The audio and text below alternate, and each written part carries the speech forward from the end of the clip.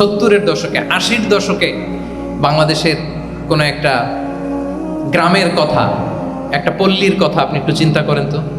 রাত 8টার দিকে 9টার দিকে আপনি ওই গ্রামের কাউকে খুঁজে পাবেন? 70-এর দশকে 80-র দশকে একটা গ্রামের একটা গ্রামীণ একটা পরিবেশের কথা যদি চিন্তা করেন, রাত 8টায় সবার কি অবস্থা বলেন তো? আপনি তো ঘুম খুঁজে পান না, আপনার তো ইনসমনিয়া। আমাদের এখন ট্যাবলেট খাওয়া লাগে না ঘুমের জন্য? আমাদের তো ইনসমনিয়া হয়ে গেছে এখন। কিন্তু আজ থেকে বেশি দূরে না, 30 বছর আগের একটা গ্রামীণ পরিবেশের রাত 8টার পরিবেশ হচ্ছে সবাই ঘুম। আমরা তারও 2 বা 3 ঘন্টা পরে ডিনার করব, কিন্তু ওনাদের মাগরিবের আগে বা পরে ডিনার করে ফেলছে, এশার নামাজ পড়েই কি 1-2 জন না, পুরো গ্রাম জামাতে ঘুম। পুরো গ্রাম জামাতের সাথে ঘুম। তো যে লোকটা 8টার দিকে ঘুমালো, উঠবে কখন বলেন?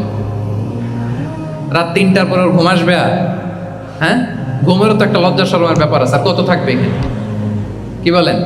আপনি তো ঘুমাতে যান রাত 2টায়, আর আজ থেকে 30 বছর আগে আমার বাংলাদেশের একটা গ্রামীণ পরিবেশে রাত 8টার দিকে সবাই ঘুম। আমরা এখন যেই টাইমটাতে ঘুমোতে যাই, ওই সময় ওনাদের অর্ধেক ঘুম শেষ। ফজরের নামাজ পড়ে আমাদের বাপ চাচারা কি করতো? হ্যাঁ, একটু ব্যাক টু দ্য হিস্ট্রিতে তাকান না। ফজরের নামাজ পড়ে এক বল পান্তা ভাত খাইতো। আমরা তো এখন এতটুকু খাইলে আমাদের এটা বার্ন করার জন্য দৌড়াইতে হয় 5 কিলো, জিমনেশিয়ামে যাইতে হয়, কত আয়োজন, কত ওয়ার্কআউট করা লাগে। এক বল কাঁচামরিচ দিয়ে, পোড়ামরিচ দিয়ে ভাত খেয়ে চলে যাইতো ফসল খেতে। দুপুরে আবার এক বল, খাইতে বসলেই এক বল। আমরা সারা মাসে খেতে পারি না এক বল।